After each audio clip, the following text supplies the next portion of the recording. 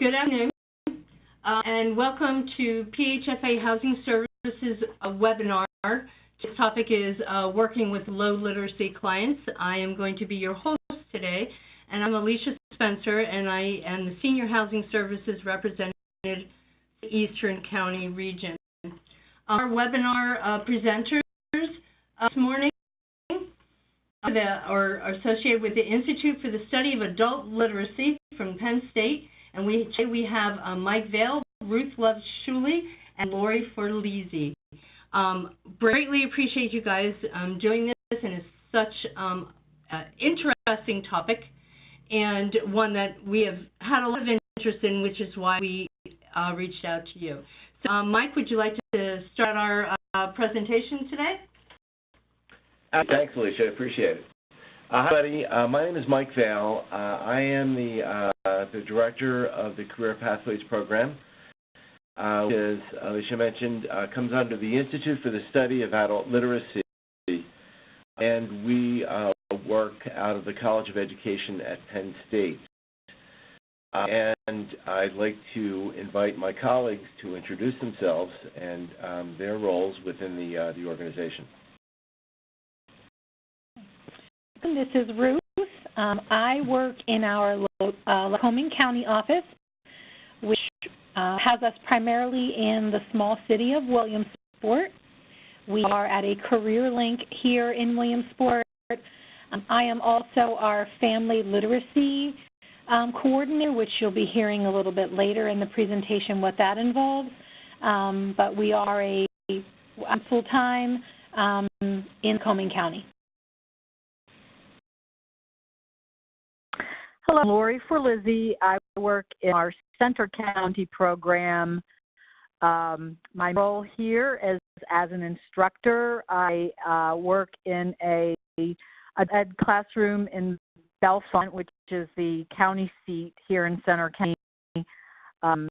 It's a very mixed classroom with different levels of students and different needs. That's one of my roles, and then the other thing I've been doing is teaching a class of English as a second language learners in downtown college as well with everyone this afternoon. We're going to just give you a little bit of an overview of the world of adult education. We are funded and we operate under the Workforce Innovations Opportunities Act, which was renewed in 2014. It was passed actually overwhelmingly by both houses of Congress and then signed into law. And that replaced the old Workforce Investment Act. Under WIOA, the Department of Labor, Department of Education, and Department of, I think it's Health and Human Services, the aim of it was really to sort of streamline and better align the services offered by those three different departments. And the aim, as you can see, is just to increase the focus on the most vulnerable workers, low-income adults and youth, who have skills, they lack work experience, and face barriers to economic success. And we certainly see our share of those folks with those kinds of barriers, but also, even more importantly, really have goals that they really want to attain. So our services really are intended to sort of provide them and equip them with the skills to be able to realize those goals. Additionally, WIOA expands education and training options to help those participants access good jobs and advance in their careers. And one of the ways in which we do that, as Ruth mentioned, our Lycoming program, our daytime program, is housed in a career link. Of 6 classes here that are what are managed enrolled, which is to say that we operate them in cycles and leveled in accordance with the language, and math levels of learners who attend those classes. And our night class here in Williamsport is at Penn College, so we also try to partner with post-secondary institutions as well. So again, the idea is to help learners along with whatever their goal is. I mean, in addition to just getting a G or high set, which are the two avenues for obtaining a Commonwealth secondary school diploma in Pennsylvania, but if their aim is to get into a training program or go on to post-secondary or just get a job, that, you know, we want to be able to sort of assist them in doing that. So we do help disadvantaged and unemployed adults and youth earn while they learn through support services and effective employment-based practices. We align planning and accountability policies across core programs to support youth, which is to serving low-income, low-skilled individuals. Here's one of our graduates showing her, I believe that's her GED test score. I can't quite see what that is. But we are funded through the, half of our funding comes from the Pennsylvania Department of Education. The other half comes from the Federal Department of Education. And those funds are distributed through the Division of Adult-Based Education, the Pennsylvania Department of Education. As Lori and Ruth mentioned, we operate direct service programs here in Senate and in Lycoming County. We're one of approximately 70 similar programs statewide that are funded by PDE and ABLE.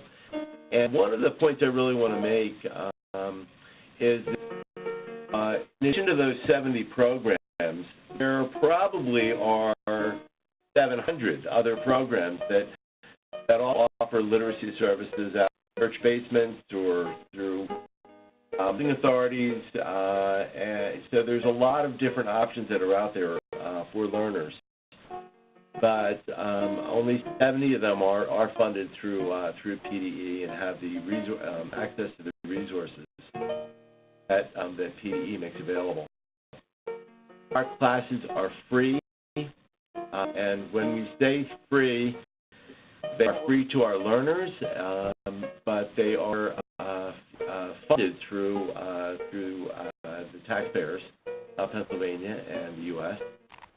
We do feature small group instruction, one-on-one tutoring, distance learning in some cases.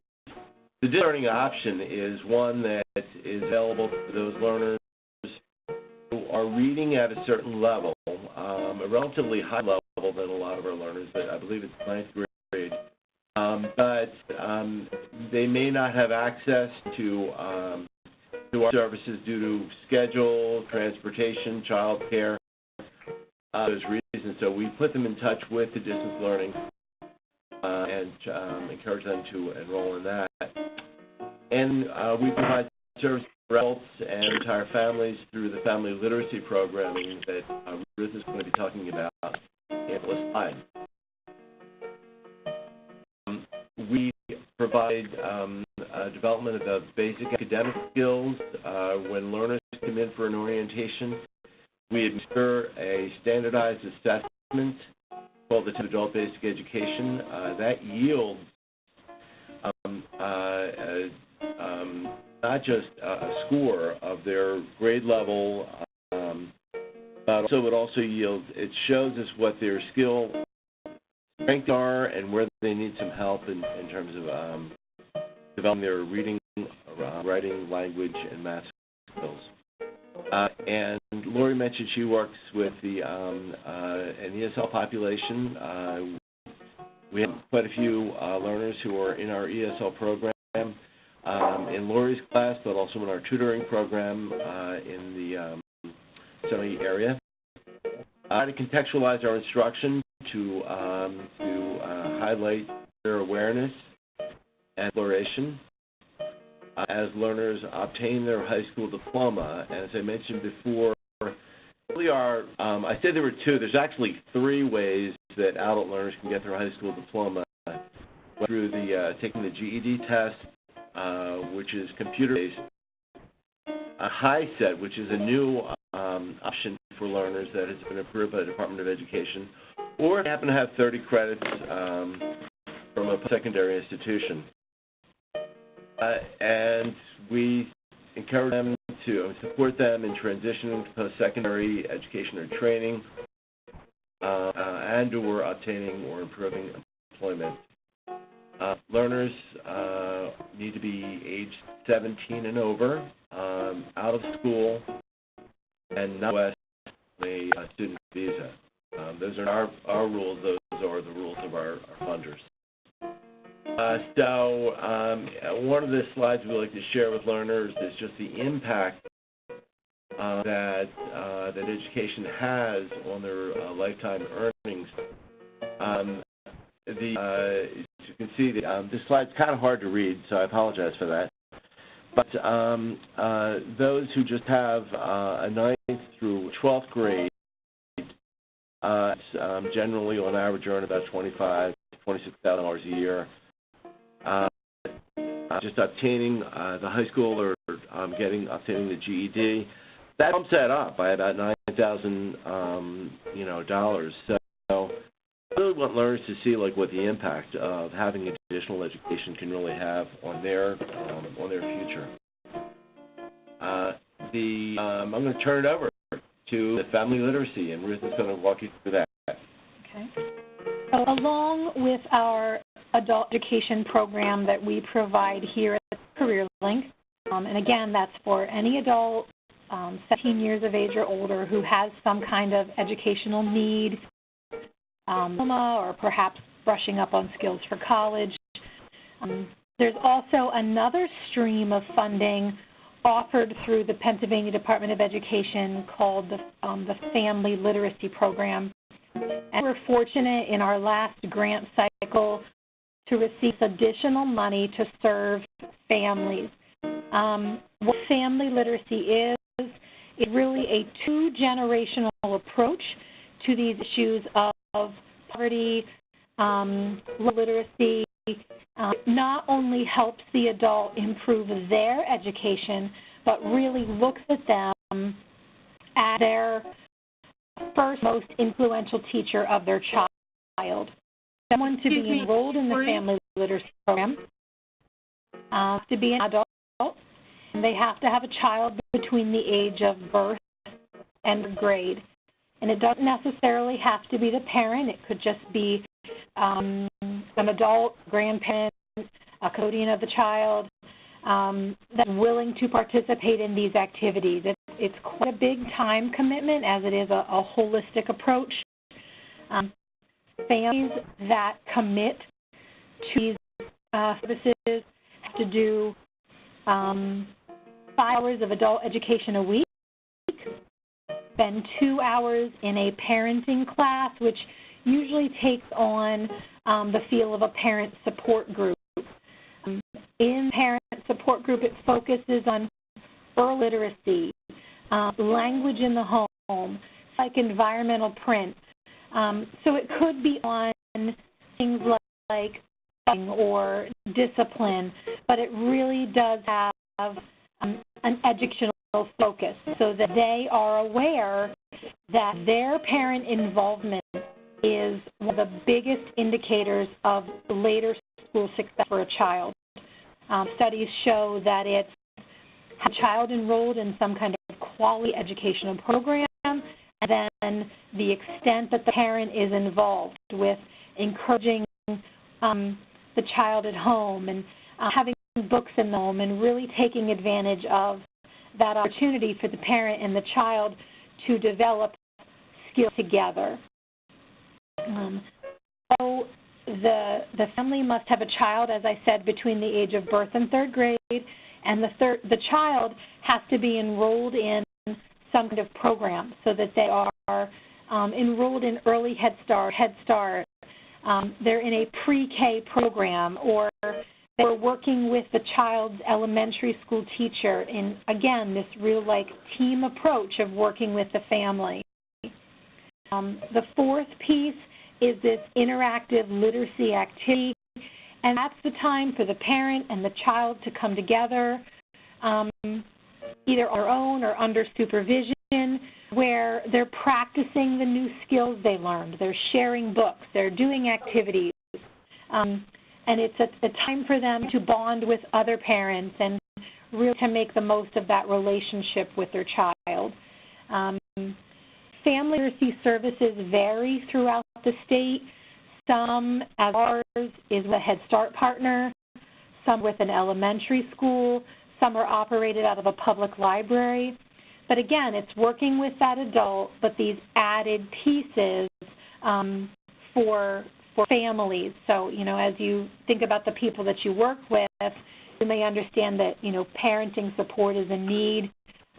Perhaps this is something that would benefit from as well.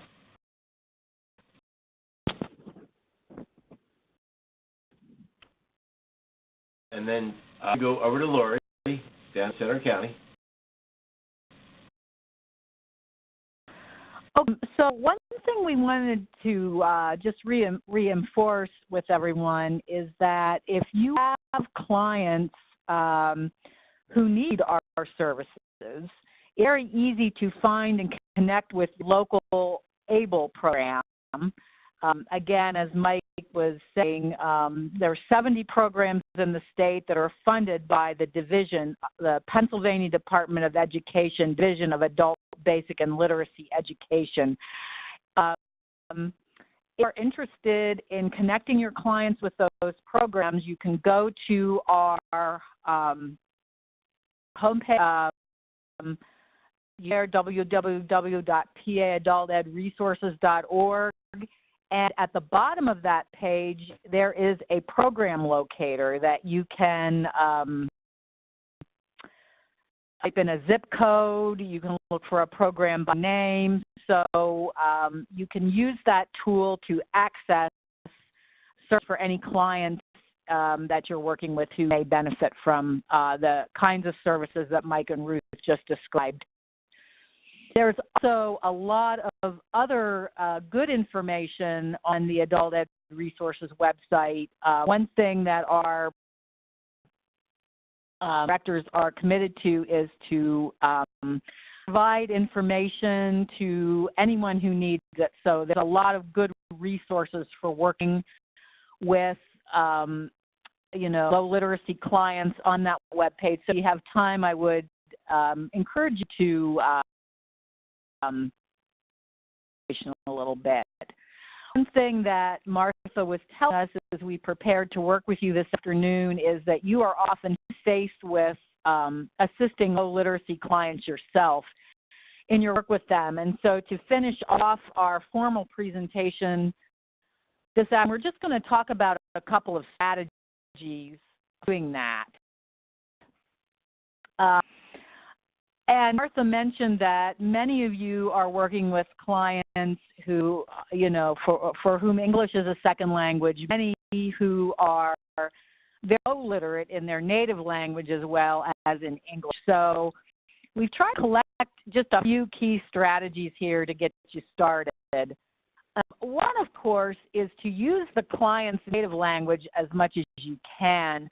And a couple of tools to help with that include Google Translate, which can be located on, through the browser, or Microsoft Word Translate, which is actually available if you open a Microsoft Word document and you go to the Review tab, they find the spelling and grammar check and the readability statistics. There's also a translate function. So basically what you can do is use these online resources to translate either information in the client's native language in English or information you want to convey to them in English into their language. So I am not very technologically skilled, but I found it very easy within just a couple of minutes to do that in both of these programs. That's one, I think, really good resource available to you. second thing to keep in mind is just to use very, very simple English grammar and vocabulary whenever possible. So, I mentioned that you're often showing people documents, essentially explaining those things in terms of a substance that the person can understand, and of time. If it's a resource that's going to be used over and over again, you might want to even consider rewriting materials at a lower literacy level by using sentence structure, placing complex vocabulary with simple vocabulary. So that's a second strategy that's possible. A third thing that you can do is try to use minimal or low reading level text. So if you can have the time and you have the read available to translate that into lower level text, in Soft Word, you can also access a simple readability checker. A readability statistic tells you generally what the reading level of the material is. So usually newspapers are written at about a 6 to 8 grade reading level. So using that as sort of line,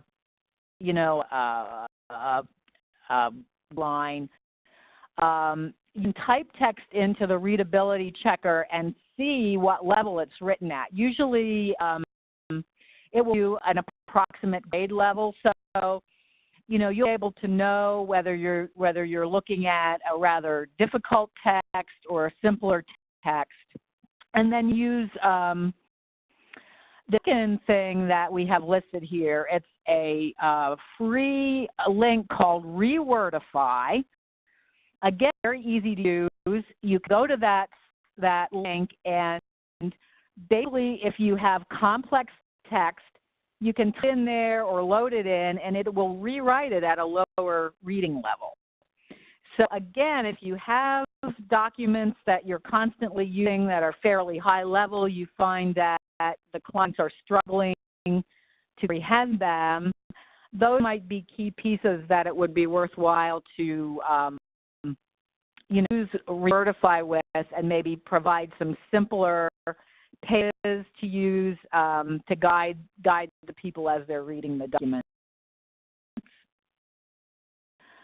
Other key thing to keep in mind, again, these all seem very obvious, but not used to working with this, they might not be. Include lots of white space or pictures if possible. Anytime you're creating a document, pictures, headings, using the simpler text, that will help as well.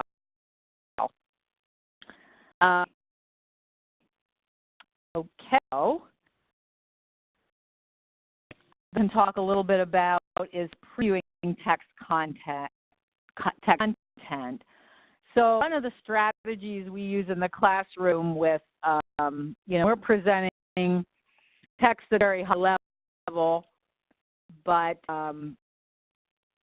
important to use is to present concepts orally or in a diagram. You can sketch them out, in a chart or an outline,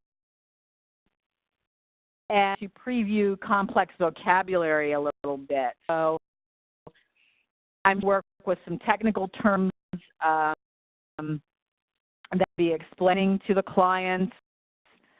That's also a very useful strategy. So, what we tried to do here is just put together a few things to get you started, and we can discuss them further here in the question and answer period. I'm going to turn it back over to Mike so he can close off our formal presentation and get us into the question and answers. Thanks, Lori and Ruth.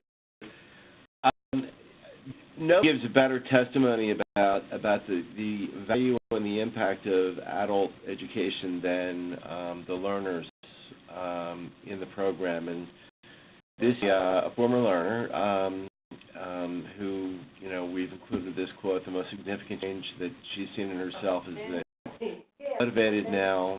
I missed a lot of school and didn't pay attention when I was there. Now I'm every day unless I have a reason not to be.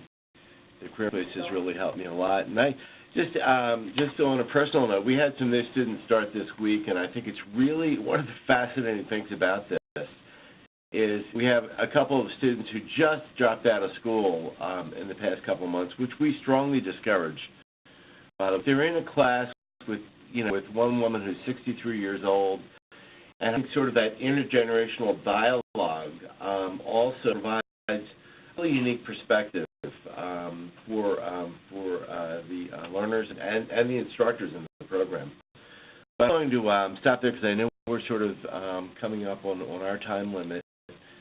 And, just see if there were any questions or comments people would like to share.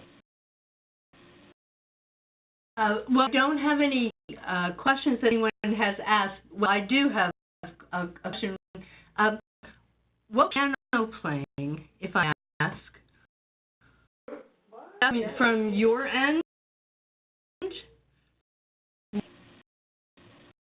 We, but it wasn't us. I'm curious, and I do know how to make it stuff, so I apologize to you guys that happened. Someone was not on mute, and learn for all of those who participate in respect to the presenters that you do mute your phones, not unmute. So we don't have any questions. No one has sent anything to me. It says, a comment that Google Translate is not always the best translation tool. It does well with common languages, but there have been reports that Google Translate can't do Swahili or Somali Bantu dialects, probably because they're not, maybe they're just not as popular, or they could be working on that as well. I know when I go to my properties, depends geographic area that I am in, some have a high Korean population, and so there's always a struggle trying to get translation and translation services. And I know that some of these tools that you know, Lori mentioned, they definitely use. So, do you have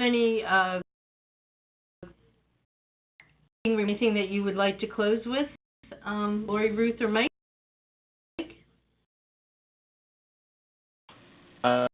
Just that if there are any follow-up questions or comments or any other way in which we can be of any assistance,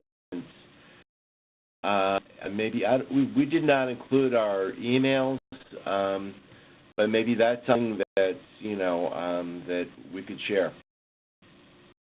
Well, actually, you know what? Maybe if it would be okay with you guys, that we can get something into quick connections for the month of May. You know, just that, you know, if they participate in the webinar, if they have questions regarding this topic, if they would like to chat out to you guys. Sure. Okay.